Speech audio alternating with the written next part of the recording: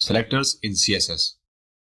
दोस्तों selector CSS के एक ऐसा टूल है जिसकी मदद से हम लोग अपने वेब पेज के अंदर मौजूद डिफरेंट कंपोनेंट्स को टारगेट कर सके ताकि उसके ऊपर कोई ना कोई स्टाइल अप्लाई कर सके। किसी खास एलिमेंट को भी टारगेट कर सकते हैं, एक ही टाइप के डिफरेंट एलिमेंट्स को सिलेक्ट भी कर सकते हैं, या चाहे तो आप पूरा पेज ही टारगेट कर सकते हैं। तो इन सब रिक्वायरमेंट्स को फुलफिल करने के लिए हमारे पास सिलेक्टर्स मौजूद है, जिनमें सबसे पहला आता है universal CSS selector. Universal CSS selector को हम लोग यूज करते हैं अपने वेब पेज के अंदर मौजूद तमाम एलिमेंट्स को टारगेट करने के लिए। इसका सिंटैक्स कुछ इस तरह से है। हम लोग पूरे वेब पेज को टारगेट करने के लिए पहले स्टैटिक का साइन यूज करते हैं और करली ब्रैकेट्स के अंदर तमाम प्रॉपर्टीज जो हमने उस पूरे वेब पेज के ऊपर अप्लाई करनी है वो डिफाइन करते हैं। अब चलते हैं कोडिंग की तरफ ताकि इसको मजीद प्रैक्टिकली अंडरस्टैंड किया जा सके। यह रहा हमारा वीएस कोड और इसके अंदर अब मैं एक HTML की बॉयलर प्लेट बनाता हूँ, यानी कि एक स्टैंडर्ड टेम्पलेट बनाता हूँ जो हमारे पास पहले से मौजूद होता है। और मैं इसके अंदर कुछ एलिमेंट्स बनाता हूँ बॉडी टैग के अंदर H1 और लिखता हूँ this is a practice heading for CSS selectors, right. और यहाँ पे मैं लिखता हूँ H2 या H4 कर लेते हैं, राइट। H4 में लिखता हूँ यूनिवर्सल CSS सेलेक्टर और इसकी मैं डिस्क्रिप्शन देने के लिए यहाँ पे एक P का टैग यूज करता हूँ कि universal CSS selector is used to target contents of whole web page, right? तो इसको रैप करता हूँ और अब मैं चाहता हूँ कि इस पूरे पेज के ऊपर जो यहाँ पे हमारे पास मौजूद है, इस पूरे पेज के ऊपर जितने भी एलिमेंट्स हैं उन सबको मैं टारगेट करके उस पर एक स्पेसिफिक स्टाइल अप्लाई करूँ जो तमाम एलिमेंट्स के ऊपर अप्लाई हो जाए। तो इसके लिए मैं इंटरनल स्टाइलिंग यूज करूंगा ताकि हमारे पास जो स्टाइल्स हमने अप्लाई करना है वो हमारे बिल्कुल सामने हो, राइट। हम लोग स्टाइल करने में आसानी हो। मैं यहाँ पे स्टाइल का टैग यूज करता हूँ और जैसे कि हमने सिंटैक्स में पढ़ा कि तमाम एलिमेंट्स को सेलेक्ट करने के लिए हम लोग एस्टेरिक का कीवर्ड यूज करते हैं और साथ में करली ब्रैकेट्स। अब यहाँ पे मैं लिखता हूँ कलर, ठीक है। कलर एक एट्रीब्यूट है, की है और इसके लिए मैं सेलेक्ट करता हूँ एक्वामरीन। इसका बैकग्राउंड कलर सेट करते हैं। बैकग्राउंड कलर में रखता हूँ ब्लैक। अब मैं इसका फॉन्ट स्टाइल चेंज करता हूँ, सॉरी फॉन्ट फैमिली। इसमें मैं सेलेक्ट करता हूँ ये वाला। आप देख सकते हैं कि जो भी स्टाइल्स मैंने यहाँ पे यूज किया स्टाइल के टैग के अंदर वो इस वेब पेज के ऊपर मौजूद तमाम एलिमेंट्स के ऊपर अप्लाई हो चुके हैं। दोस्तों नेक्स्ट है हमारे पास एलिमेंट टाइप CSS सेलेक्टर, या इसको हम लोग टाइप सेलेक्टर भी कह सकते हैं। अगर हमने एक ही वेब पेज के अंदर मौजूद एक ही नाम के डिफरेंट एलिमेंट्स को टारगेट करना है तो उसके लिए हम लोग टाइप सेलेक्टर यूज करते हैं। इसका तरीकाकार क्या है दोस्तों, अगर हमने एक ही टाइप के, जैसे हमारे पास UL का टैग है, राइट। अब इसको हमने टारगेट करना है तो इसके लिए हम लोग क्या करेंगे, जब मैं कहता हूँ मेरे पास एक P का टैग है तो उसको टारगेट करने के लिए मैं सबसे पहले उस टैग का नाम यानी कि P या फिर UL वो लिखूंगा और करली ब्रैकेट्स के अंदर उसके ऊपर अप्लाई करने वाली तमाम एट्रीब्यूट्स मैं यहाँ पे डिफाइन कर दूंगा। इस तरीके से हम लोग अपने किसी भी एलिमेंट यानी कि सेम नेम के एलिमेंट्स को जो हमारे वेब पेजेस के अंदर मौजूद है उनके ऊपर टाइप सेलेक्टर का एट्रीब्यूट टाइप सेलेक्टर अप्लाई कर सकते हैं। अब यहाँ पे आके मैं कहता हूँ कि दोस्तों मेरा जो P का टैग है वो रेड कलर में आ जाए। मैं लिखूंगा P करली ब्रेसेस और यहाँ पे मैं लिखता हूँ बैकग्राउंड कलर ये हो जाए ब्लू वायलेट, राइट। आप देख सकते हैं कि जो P का टैग है हमारे पास एक ही टैग है, उसके ऊपर मैंने बैकग्राउंड कलर अप्लाई किया है ब्लू वायलेट। अगर मैं P के टैग का एक और एलिमेंट यहाँ पे बनाता हूँ P this is another paragraph, right. आप देख सकते हैं कि जितने भी P के एलिमेंट्स इस डॉक्यूमेंट के अंदर उन सब के ऊपर उसने ये एट्रीब्यूट अप्लाई कर दिया। Next is ID CSS selector, या इसको ID सेलेक्टर भी कह सकते हैं। अगर हम चाहते हैं कि हमारे वेब पेज के अंदर एक ऐसा एलिमेंट मौजूद है जो बाकी तमाम एलिमेंट से डिफरेंट है और उसके ऊपर सिर्फ हम लोग एक खास स्टाइल अप्लाई करना चाहते हैं जो वेब पेज के अंदर मौजूद किसी भी दूसरे एलिमेंट के ऊपर अप्लाई ना हो, तो इसके लिए दोस्तों हमें क्या करना पड़ता है, वो टैग जहाँ पे हमने एलिमेंट इंसर्ट किया है वेब पेज के अंदर उसके स्टार्टिंग टैग के अंदर हम लोग एक ID का एट्रीब्यूट बनाते हैं और उसकी एक ID सेट करते हैं। अब ID के नाम से तो आप वाकिफ होंगे कि ID क्या होती है, किसी भी एलिमेंट की या किसी भी चीज की जो पहचान होती है उसको ID कहते हैं। किसी भी एलिमेंट की एक वेब पेज के अंदर जो ID होती है वो सबसे यूनिक होती है। यानी कि हम लोग एक वेब पेज के अंदर दो आईडीज के सेम एलिमेंट्स नहीं बना सकते, यानी कि एक आईडीज के दो सेम एलिमेंट्स नहीं बना सकते। और उस खास एलिमेंट को टारगेट करने के लिए हम लोग हैश का साइन यूज करते हैं। जैसे कि यहाँ पे मैंने एक कंटेनर नेम की आईडी बनाई थी एक एलिमेंट की, आपके पास एग्जांपल मौजूद है, तो उसको टारगेट करने के लिए हम लोग हैश लिखते हैं और साथ में उसका नेम यानी कि आईडी नेम लिखते हैं हम लोग, जिसको हमने टारगेट करना है, और ब्रैकेट के अंदर एज यूजुअल हम लोग उसके स्टाइल्स को डिफाइन करते हैं। अब इसकी प्रैक्टिस करते हैं VS कोड के ऊपर। दोस्तों मुझे टारगेट करना है इस H4 के टैग को। अब इसके स्टार्टिंग टैग में जाऊंगा, यहाँ पे मैं लिखूंगा ID, ठीक है, ID इज इक्वल टू, मैं यहाँ पे लिखता हूँ हेडिंग, राइट। अभी इसकी आईडी क्रिएट होगी। इस पूरे वेब पेज के अंदर इस हेडिंग नेम की आईडी का कोई भी एलिमेंट नहीं मौजूद होगा। अगर वो ऐसा हम लोग करेंगे तो जो CSS का जो कंपाइलर है वो हमें एरर देगा, ये जो HTML का कंपाइलर है वो हमें एरर दे सकता है। तो इसको टारगेट करने के लिए हम लोग दोबारा से स्टाइल के टैग में आते हैं और यहाँ पे मैं लिखता हूँ, जैसे कि हमने सिंटेक्स में पढ़ा था, हैश हेडिंग, राइट, और इसके अंदर मैं इसके स्टाइल्स डिफाइन करता हूँ। भाई यहाँ पे लिखता हूँ इसका जो फॉन्ट फैमिली है, ठीक है, वो उसको क्या कर दो, ये सिलेक्ट कर दे, राइट। अब देख सकते हैं कि यहाँ पे जैसे ही मैंने इसका स्टाइल चेंज किया, स्पेसिफिक आईडी के एलिमेंट का, यहाँ पे इसका स्टाइल जो है वो भी चेंज हो चुका बाकियों से। हालांकि यहाँ पे मैंने अब एक यूनिवर्सल सिलेक्टर भी यूज किया था जो तमाम एलिमेंट्स के ऊपर अप्लाई होता है। अब चूंकि ये जो हेड के ऊपर मैंने जो प्रॉपर्टीज सेट किए वो इसके बाद किया, तो सबसे पहले ये वाला एट्रीब्यूट्स अप्लाई होंगे पूरे डॉक्यूमेंट के ऊपर, और सबसे एंड पे हमारे पास जो हेडिंग की आईडी का कोई भी एलिमेंट मौजूद होगा उसके ऊपर ये सारे एट्रीब्यूट्स अप्लाई हो जाएंगे। बिल्कुल इसी तरह मैं इस पैराग्राफ में आता हूँ, यहाँ पे मैं इसकी भी आईडी सेट करता हूँ, ID is equal to P2, right, P2 इसकी आईडी है।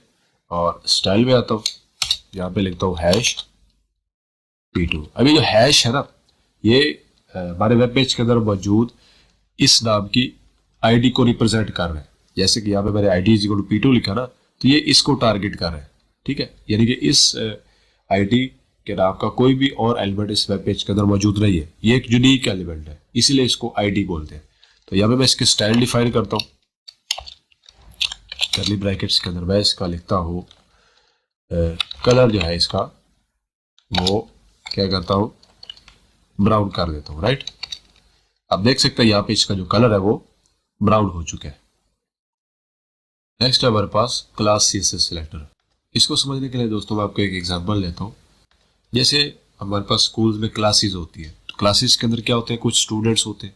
तो जब भी हम लोग किसी क्लास की बात करते हैं, हम लोग बेसिकली उसके अंदर मौजूद तमाम स्टूडेंट्स की बात कर रहे होते हैं, यानी कि वो जो क्लास है वो डिफरेंट स्टूडेंट्स से मिलकर बनी हुई है। बिल्कुल इसी तरह दोस्तों हम लोग डिफरेंट एलिमेंट्स को कंबाइन करके उनकी एक क्लास बनाते हैं। अब कंबाइन करने का मतलब ये नहीं है कि हम लोग सारे एलिमेंट्स को उठा के एक ही प्लेस पर रख देते हैं। हम लोग जस्ट उसके स्टार्टिंग टैग के एट्रीब्यूट में एक क्लास का एट्रीब्यूट यूज करते हैं और उन सब की एक क्लास बनाते हैं, उनका एक ग्रुप बना देते हैं, राइट। जिस तरह से हम लोगों ने आईडी का एट्रीब्यूट यूज किया, इसी तरह से हम लोग एक क्लास का एट्रीब्यूट भी यूज करते हैं। अब आईडी तो थी एक यूनिक एलिमेंट बनाने के लिए, जबकि क्लास का जो सिलेक्टर होता है इसके जरिए हम लोग अपने मल्टीपल एलिमेंट्स को सिलेक्ट करके उनके ऊपर स्टाइल्स अप्लाई कर सकते हैं। इसका सिंटैक्स दोस्तों आपके सामने स्क्रीन पे मौजूद है कि इसको CSS में लिखने के लिए दोस्तों हम लोग डॉट का साइन यूज करते हैं, जिस तरह से आईडी में हमने हैश यूज किया था, और डॉट के साथ हम लोग उस क्लास का नेम लिखते हैं जिसके ऊपर हमने अपने स्टाइल्स अप्लाई करने हैं। दोस्तों हम लोग VS कोड में आ चुके हैं और यहाँ पे हम लोग क्लास CSS सिलेक्टर को अंडरस्टैंड कर गया। अब मैं क्या करता हूँ, यहाँ पे इसको थोड़ा सा डिलीट करने के लिए इसका जो कंटेंट है वो रिमूव कर देता हूँ और इसके जो स्टाइल्स भी मैं यहाँ से रिमूव कर देता हूँ, ठीक है दोस्तों। और यहाँ पे मैं आता हूँ बॉडी के अंदर एक टैग बनाता हूँ H1 का, इसमें लिखता हूँ CSS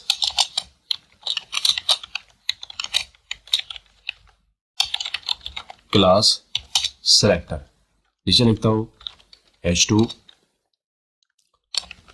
CSS यूनिवर्सल सिलेक्टर। अब लिखता हूँ CSS ID सिलेक्टर, ठीक है। अब इन सबको मैं एक क्लास के जरिए इनको ग्रुप कर देता हूँ, यानी कि स्टार्टिंग टैग्स में मैं क्लास लिखूंगा सिलेक्टर्स, सिंपल।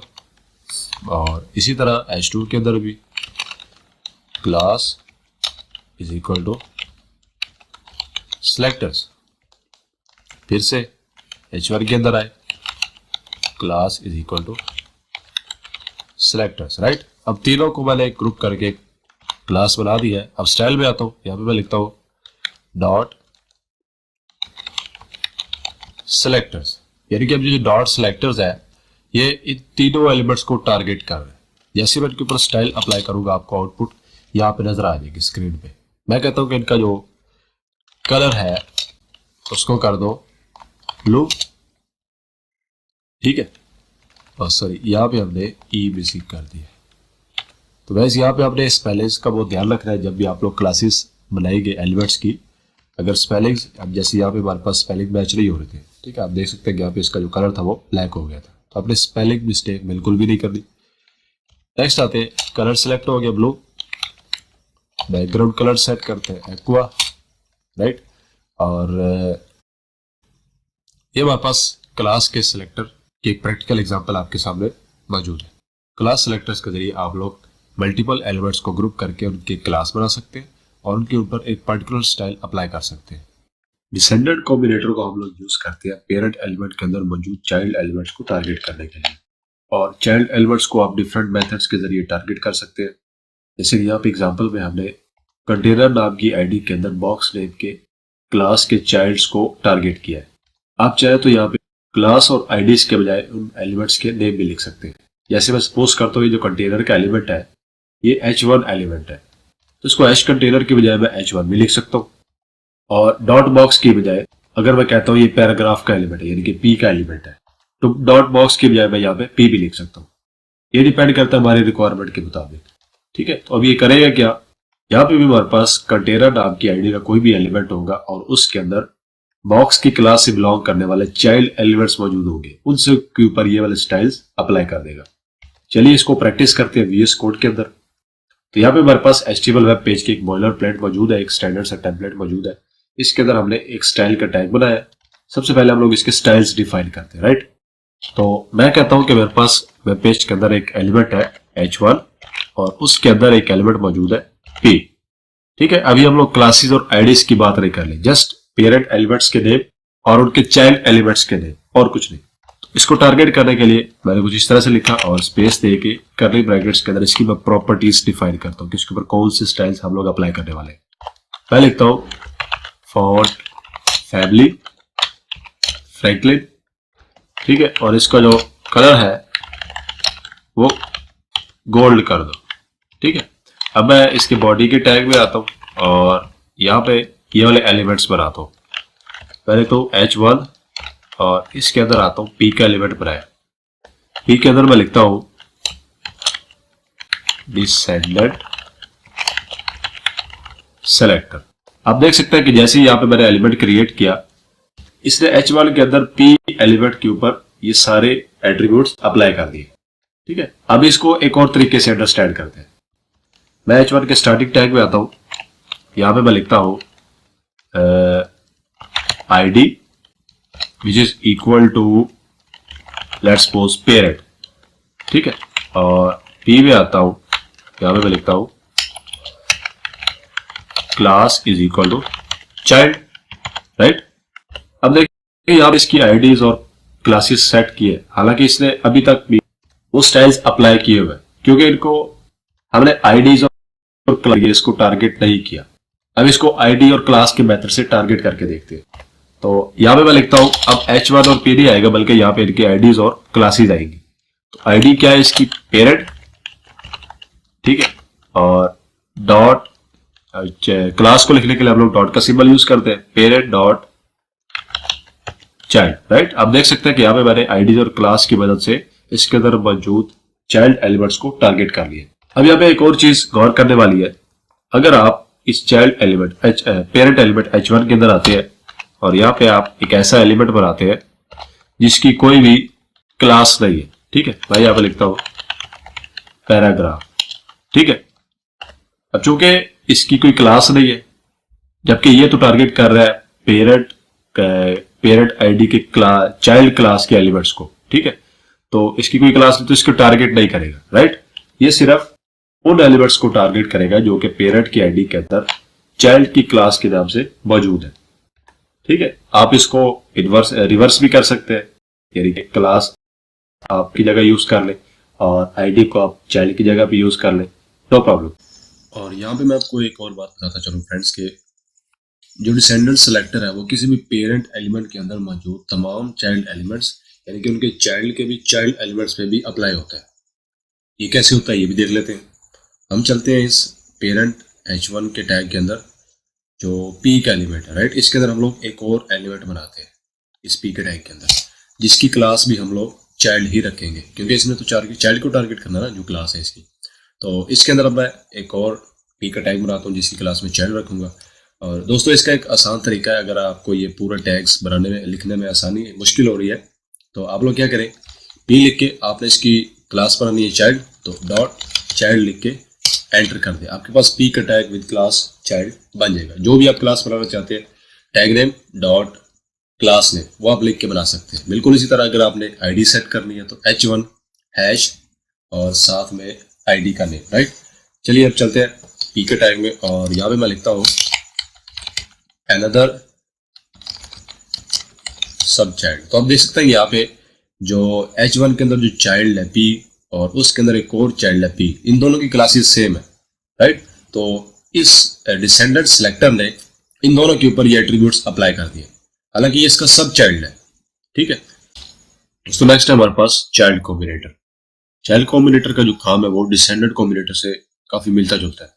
बस फर्क की तरह के जो डिसेंडेंट कॉम्बिनेटर होता है वो पेरेंट के अंदर मौजूद चाइल्ड और उनके ग्रैंड चाइल्ड एलिमेंट्स को भी टारगेट कर सकता है, जबकि चाइल्ड कॉम्बिनेटर सिर्फ पेरेंट एलिमेंट के अंदर मौजूद चाइल्ड एलिमेंट्स को ही टारगेट करता है और पेरेंट एलिमेंट के ग्रैंड चाइल्ड एलिमेंट्स को टारगेट नहीं करता।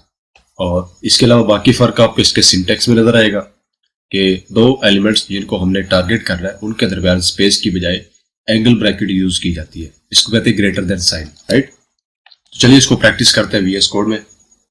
दोस्तों हमारे पास एक बना बनाया टेम्पलेट मौजूद है चाइल्ड कॉम्बिनेटर के लिए, जरा इसको अंडरस्टैंड करते हैं। देखिए हमारे पास बॉडी के टैग के अंदर हमारे पास एक h1 का एलिमेंट है, इस h1 के अंदर इसके चाइल्ड एलिमेंट्स है p, अनदर p, h1 का एक और चाइल्ड एलिमेंट है p, राइट।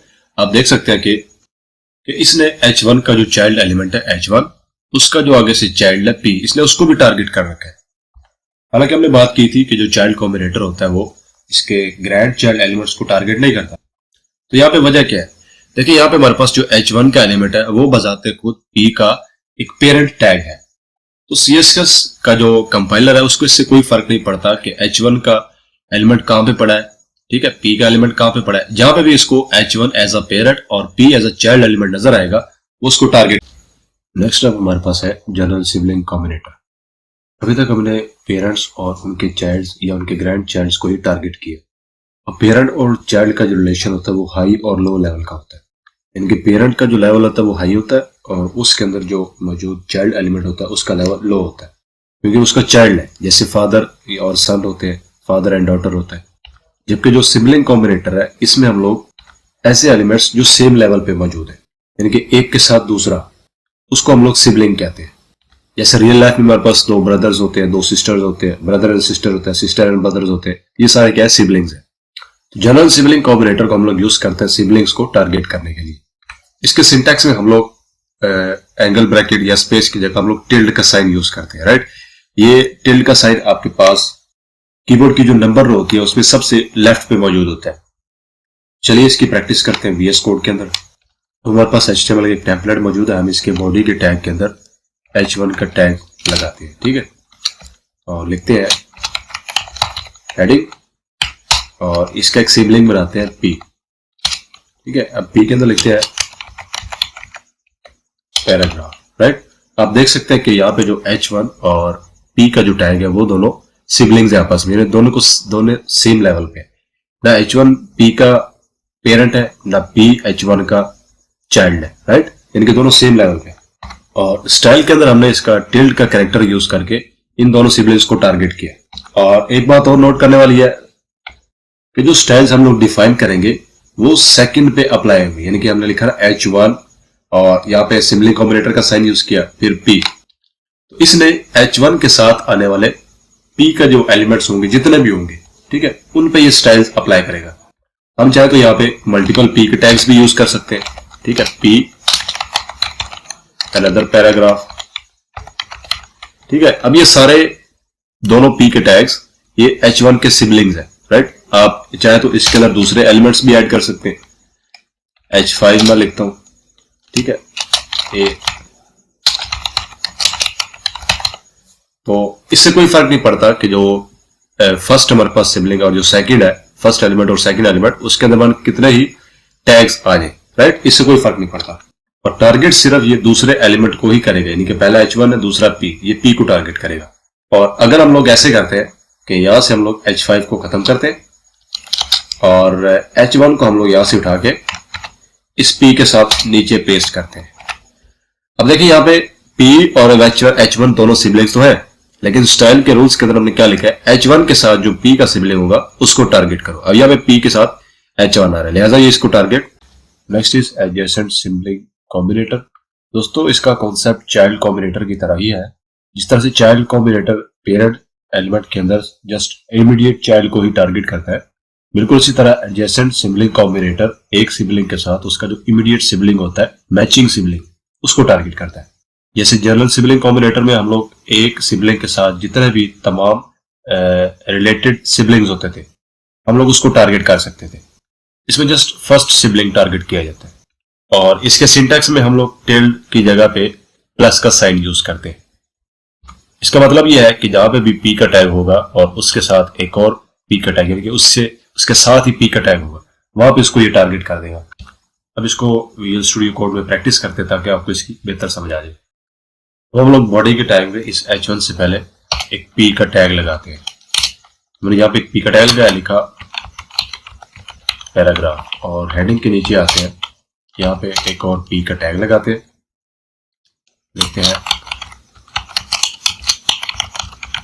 अनदर पैराग्राफ, ठीक है। अब स्टाइल में आप देख सकते हैं हमने P प्लस P का एडजेसेंट सिबलिंग कॉम्बिनेटर यूज किया है, लेकिन यहाँ पे हमारे पास P और दूसरे P के दौरान हमारे पास H1 का एलिमेंट आ रहा है। अगर हम इसको यहां से रिमूव कर देते हैं तो आप देख सकते हैं कि इसने जो फर्स्ट सिबलिंग है P, उसके साथ जो एडजेसेंट सिबलिंग है उसको इसने टारगेट कर दिया, राइट।